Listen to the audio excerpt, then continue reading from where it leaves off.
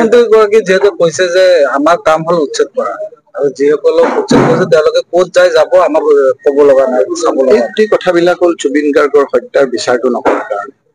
যেতিয়ালৈকে জুবিন গাৰ্গৰ হত্যাৰ ষড়যন্ত্ৰকাৰীসকলক তেওঁ ৰক্ষণাবেক্ষণ দি থাকিব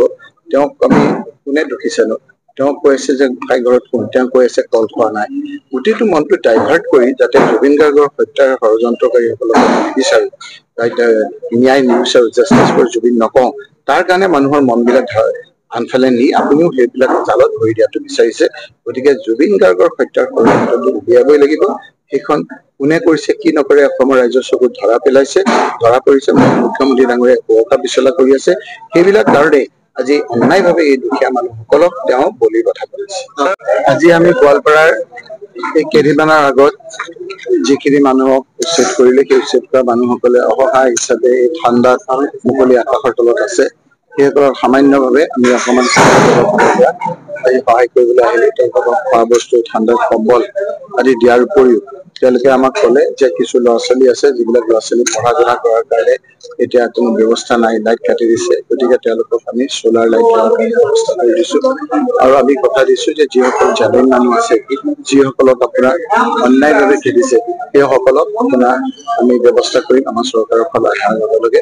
তেওঁলোকৰ মাটি আৰু ঘৰৰ ব্যৱস্থা কৰি দিম লুপ্তস্বৰ বুলি এটা স্কুল আছিল ইয়াত সেই স্কুলটো আছিল 1947 চনৰ আগত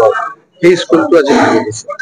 যি অত্যাচাৰ যি আপোনাৰ আজি মানুহৰ মাজত উদ্যোগ চলাইছে হিমন্ত বিশ্ব শৰ্মাই এই গণহত্যাবিলাক আজি আপোনাৰ অসমৰ মানুহে দেখি আছে কোনো নিবিচাৰে যে দুখীয়া অসহায় মানুহক জেতু চেপি ধৰি ৰাজত্ব চলোৱাৰ কাৰণে তেওঁ একমাত্ৰ ক্ষমতাৰ ব্যৱহাত 1947 চনৰ এখন এল পি স্কুল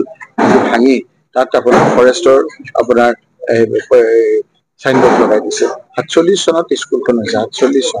তাৰপিছত যিজন ফৰেষ্টৰ অফিচাৰৰ নেতৃত্বত ইয়াত কৰিছে সেইজনো এতিয়া ৰিটায়াৰ্ড অফিচাৰ